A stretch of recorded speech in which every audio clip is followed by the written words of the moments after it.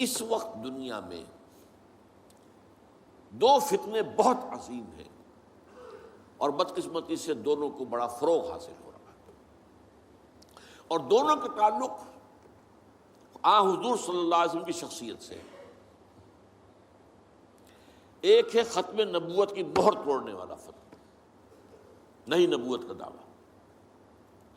یہ ہمارے اس دور میں کچھ عرصے پہلے ایران میں ایک شخص بہا اللہ اٹھا، اور بہائی آج بھی دنیا میں موجود ہے، اور مسلمان ممالک میں موجود ہیں، اور ان کے جو ہے وہ اپنے دفاتر ہوتے ہیں، ان کے جو ہے لائبریریز ہوتی ہیں، ان کے ریڈنگ رومز ہوتے ہیں، اور ویسٹ میں تو بہت بہا اللہ بہائی، یہاں تو آپ زیادہ واقف نہیں۔ لیکن اس کے بعد جو بہت بڑا فتنہ اس وقت ہے، جسے مسلسل فروغ حاصل ہو رہا ہے ابھی، اور اسے وہ اپنی صداقت کے دلیل کے طور پر استعمال کر رہے ہیں، کیونکہ پوری مغربی دنیا ان کے پشت پر ہے، وہ ہے قادیانیت کا فتنہ۔ پوری مغربی دنیا، آج آپ کو معلوم ہے پورا مغرب لفظ جہاد سے کانپتا ہے، جہاد کو گالی بنا دیا، جہادسٹ۔ یہ گویا کہ ان کے نزدیک کسی کو کنڈیم کرنا ہو تو جہادسٹ ہے یہ۔ تو یہ جہاد، اس جہاد یعنی قتال کی نفی کی تھی غلام احمد قادیانی نے، اسی لیے انگریزوں کا چہیتا بنا تھا، اس لیے کہ ظاہر بات ہے کہ ہندوستان میں انگریز آ تو گیا تھا، لیکن اس نے یہ نوٹ کر لیا تھا کہ مسلمانوں کے اندر تو جراثیم موجود ہے بغاوت کے، مسلمانوں نے دل سے ہمیں تسلیم نہیں کیا۔ اس کی وجوہات تھی، ایک بات تو یہ تھی کہ مسلمانوں سے تو تم نے حکومت چھینی، ہندو تو پہلے مسلمان کا غلام تھا، اب تمہارا ہو گیا، تو ہندو کے لیے تو معاملہ چینج آف ماسٹرز کا تھا، آقا بدل گئے، یہ تو نہیں کہ وہ حاکم سے محکوم بنایا گیا ہو، جبکہ مسلمان حاکم سے محکوم بنائے گئے تو ان کے اندر تو لازماً ایک بدلہ لینے کا جذبہ، انتقام کا جذبہ، اپنا کھویا ہوا مقام حاصل کرنے کا جذبہ جو ہے وہ موجود تھا۔ چنانچہ یہی وجہ ہے کہ حضرت سید احمد شہید بریلوی رحمۃ اللہ علیہ کی تحریک چلی، اگرچہ بہرحال مشیت ایز تھی، اور کچھ ان کی بھی اجتہادی غلطی سے وہ ناکام ہو گئے، دنیاوی اعتبار سے بالا کوٹ میں شہید ہو گئے، لیکن یہ ہے کہ اس نے ایک سور پھونک دیا تھا مسلمانوں کے اندر جہاد کا۔ ان کے بعد بھی طویل عرصے تک اس علاقے کے اندر انگریزوں کے خلاف جو ہے وہ جہاد جاری رہا ہے، مسلسل جاری رہا ہے، اور اس کے بعد آپ کو معلوم ہے کتنے ہی علماء تھے جو پھانسی چڑھائے گئے ہیں، جن کو جو ہے کالا پانی بھیجا گیا ہے، کہ علماء نے اس کو جو ہے دارالحرب قرار دے دیا، اور دارالحرب کے اندر رہتے ہوئے مسلمان کے لیے فرض ہوتا ہے کہ وہ اس دارالحرب کو جو دارالاسلام بنانے کی جدوجہد کرے۔ یہی وجہ ہے کہ 20ویں صدی کے آغاز تک بھی ہمیں سراغ ملتا ہے وہ ریشمی رومال کی تحریک۔ میرے نزدیک جو 14ویں صدی ہجری کے جو مجدد تھے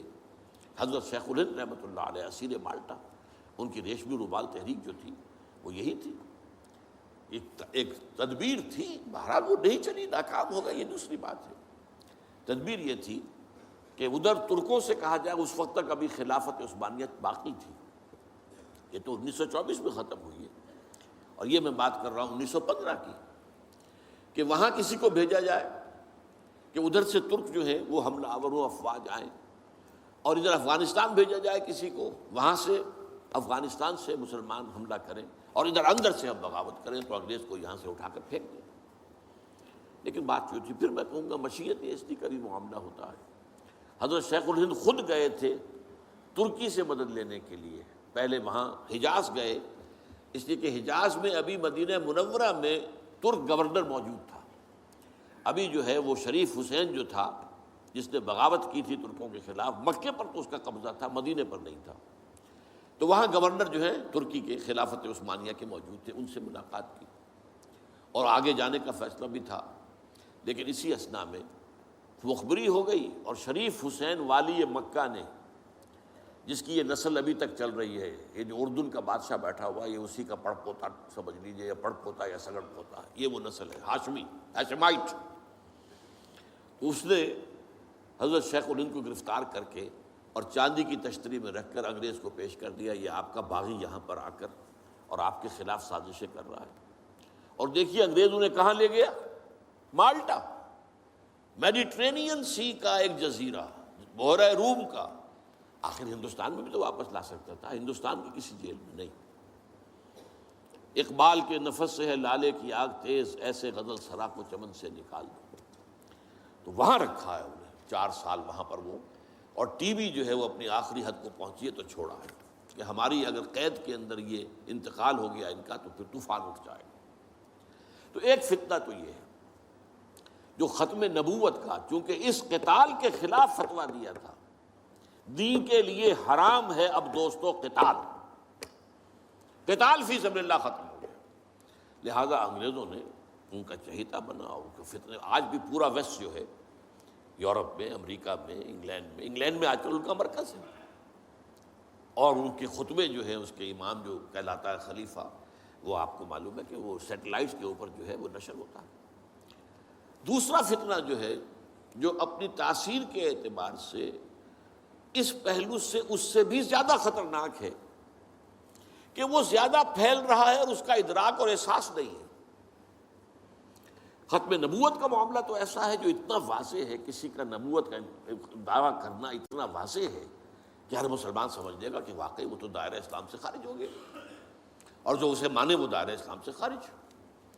چنانچہ یہ فیصلہ جو ہے ہمارے ہاں آپ کو معلوم ہے سرکاری سطح پر، حکومتی سطح پر، ریاست کی سطح پر، پارلیمنٹ نے طے کیا کہ قادیانی خواہ وہ ربوائی ہے اصل قادیانی، خواہ وہ لاہوری ہے جو لاہوری احمدی اپنے آپ کو کہتے ہیں، وہ دونوں دائرہ اسلام سے خارج ہیں۔ لیکن یہ دوسرا فتنہ وہ ہے کہ جو اندر ہی اندر جیسے دیمک جو ہے لکڑی کو کھا جاتی ہے، ان کا یہ فتنہ ہے انکار حدیث کا فتنہ۔ قرآن مانیں گے، قرآن کو سمجھیں گے، حدیث ہاں ٹھیک ہے، حدیث اپنی جگہ ہے، اس میں اخلاقی تعلیمات جو ہیں ان کو ہم سر سے سینے سے لگائیں گے، لیکن مطاع جو ہے حضور کی ذات صرف اپنے زمانے کے لیے تھی، بات کے لیے نہیں۔ میں نے جو آج آپ کو آیات سنائی تھی، قل اطیعوا اللہ واطیعوا الرسول، اے نبی کہہ دیجئے اطاعت کرو اللہ کی اور اطاعت کرو رسول کی صلی اللہ علیہ وسلم۔ فَإِن تَوَلَّوْا، پھر اے نبی اگر یہ پیٹھ موڑ لے، فَإِنَّمَا عَلَيْهِ مَا حُمِّلَ وَعَلَيْكُمْ مَا حُمِّلْتُمْ، تو ان سے کہہ دیجئے، انہیں یہ بات بتا دیجئے کہ جو ذمہ داری ہم نے ڈالی اپنے رسول پر وہ اسی کے مسئول ہوں گے، جو ذمہ داری تم پر پڑی ہے اس کے مسئول تم ہوگے۔ وَإِن تُطِيعُوهُ تَهْتَدُوا، اور اگر تم ان کی اطاعت کرو گے تبھی تم ہدایت پر ہوگے۔ دوسرا سورۃ تغابن کی آیت میں نے آپ کو سنائی تھی، وَأَطِيعُوا اللَّهَ وَأَطِيعُوا الرَّسُولَ فَإِن تَوَلَّيْتُمْ فَإِنَّمَا عَلَىٰ رَسُولِنَا الْبَلَاغُ الْمُبِينُ، اطاعت کرو اللہ کی، اطاعت کرو رسول کی صلی اللہ علیہ وسلم۔ پھر اگر تم نے پیٹھ موڑ لی تو جان لو کہ ہمارے رسول پر تو صرف پہنچا دینے کی ذمہ داری تھی، آگے تم مسئول ہو کہ تم تک جو پہنچا دیا گیا تھا پیغام تم نے اسے قبول کیوں نہیں کیا۔ یہ جو اطاعت رسول ہے یہ دائمی ہے، یہ ایسا نہیں ہے کہ صرف حضور اس کے لیے الفاظ استعمال کر دیتے ہیں۔ وہ مرکز ملت اپنے دور میں اپنے زمانے میں مرکز ملت تھے محمد صلی اللہ علیہ وسلم، لہٰذا امیر جماعت کی حیثیت سے، امیر ملت کی حیثیت سے ان کا حکم مانا جانا ضروری تھا۔ لیکن آئندہ تو جو بھی امیر ہوگا، جو بھی مرکز ملت ہوگا، جو بھی حکومت بنے گی، جو بھی مسلمانوں میں حاکم ہوگا، ان کی اطاعت فرض ہے۔ اور یہ فتنہ اس تیزی سے پھیلا ہے، اس لیے کہ شریعت کی بہت سی پابندیاں ان لوگوں نے اسی حوالے سے حدیث کو اٹھا کر پھینک دیا۔ پردہ کوئی شے نہیں ہے، کوئی خاص شے نہیں ہے، پردہ جو ہے یہ تو ایک خاص دور کا کلچر تھا بس۔ اب قرآن مجید کی آیات کی جو ہے وہ غلط تعویلیں کر رہے ہیں، ترجمے غلط کر رہے ہیں۔ اب عام آدمی جو ہے، عام جدید تعلیم یافتہ آدمی جو ہے، اسے کہاں عربی کا پتہ ہے، وہ اسے کہاں پتہ چلتا ہے کہ یہ جو آیت کا ترجمہ کیا جا رہا ہے یہ غلط کیا جا رہا ہے، ٹیڑھا کیا جا رہا ہے۔ یہی آیات کے ترجمے میں تحریف قادیانیوں نے کی ہے۔ ان کا ایک عام مبلغ اور ان کے زیر اثر کوئی شخص آئے آپ سے بات کرے، آپ ہکا بکا رہ جائیں گے، وہ آیتوں پر آیتیں پیش کرے گا لیکن ترجمے اس کے غلط کر رہے ہیں۔ آخر وہی آیتیں ہیں جو 1400 برس تھے مسلمان جو ہیں صحابہ سے لے کر اور ہمارے دور تک علماء پڑھتے آئے ہیں، ان کا ترجمہ انہوں نے کیا۔ تو یہاں پر بھی یہ ہے کہ وہ تعویلیں غلط کرتے ہیں، اور ایسی ایسی تعویلیں کہ ذرا سے بھی عقل اگر ہوتا کیا ہے، انسان کی مت ماری جاتی ہے۔ کسی خاص معاملے میں آپ کسی شخص سے متاثر ہو گئے، اب اس کی ہر بات آپ قبول کرتے جائیں گے، اس پر جو ہے تنقیدی نگاہ نہیں ڈالیں گے، یہ کمزوری ہے۔ چنانچہ ایسی ایسی تعویلیں بھی ہیں کہ یہ قرآن مجید میں جو آیا ہے کہ چور مرد ہو یا عورت ہو جو ہاتھ کاٹ دیے جائیں، اس کا مطلب ہاتھ کاٹنا نہیں ہے، تو مولویوں نے خامخواہ غلط بات سمجھی ہے، تو بڑا وحشیانہ فعل ہے۔ اس کا مطلب یہ ہے ہاتھ کاٹ دو، جیسے کہ کبھی والدین کہتے ہیں اپنے بیٹے، بیٹے تم نے تو ہمارے ہاتھ کاٹ دیے، یعنی کوئی معاملہ ایسا ہے کہ تم نے ایسی بات کر دی ہے کہ اب ہمارے پاس کچھ نہیں رہا، کوئی چارہ کاری نہیں، تو گویا کہ تم نے ہمارے ہاتھ کاٹ دیے۔ تو ایسا معاشرہ پیدا کر دو کہ چوری کی ضرورت ہی نہ ہو، بس یہ ہے ہاتھ کاٹ دینا، معاذ اللہ۔ حالانکہ قرآن مجید اس کے بعد کہتا ہے جزاء لما کسبا نکالا من اللہ، یہ جو سزا ہے اللہ کی طرف سے اور ان کے کیے کا کرتوت کا بدلہ ہے، یہ بات کہی جا رہی ہے۔ تو یہ جو ہے ایسا نظام قائم کر دینا، یہ کوئی سزا ہے، یہ کوئی عبرت کی بات ہے، یہ تو بہت اچھی بات ہے۔ لیکن یہ کہ وہ لوگ جو پرویز غلام احمد پرویز، عجیب بات یہ ہے کہ پنجاب نے یہ دو غلام احمد پیدا کیے، غلام احمد قادیانی، غلام احمد پرویز، ایک نے مہر ختم نبوت کو توڑا اور ایک نے حدیث کے بارے میں اور مستقل طور پر سنت رسول کو شریعت کے بنیاد ہونے کی حیثیت سے چیلنج کر دیا۔ اور یہ فتنہ میں آپ سے عرض کر رہا ہوں، آج چونکہ جیسے قادیانیوں کو پوری مغرب کی سپورٹ ہے، ایسے اس فتنے کو بھی،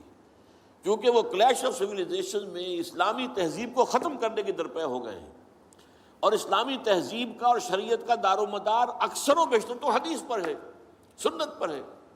لہذا وہ دین کی جڑ کاٹنے کے لیے یہ جو انکار حدیث کا فتنہ، یہ استخفاف حدیث کا فتنہ ہے، اس کو سپورٹ کر رہے ہیں۔ اور رینڈ کارپوریشن کی جو سفارشات ہیں ان میں شامل تھا یہ کہ ایسے ماڈرنسٹ کہ جو اسلام کی ایسی تعبیریں کریں جو ہماری تہذیب کے ساتھ مماثل ہو جائیں، تو ان کو سپورٹ کیا جائے اور انہیں خاص طور پر الیکٹرانک میڈیا پر انہیں ایکسپوجر دیا جائے، اور آج یہ ہو رہا ہے پاکستان میں بڑے پیمانے پر۔ تو یہ جو ہے اس اعتبار سے آج زیادہ ضرورت ہے کہ ہم حدیث نبوی کا مطالعہ کریں، تاکہ اس کی عظمت جو ہے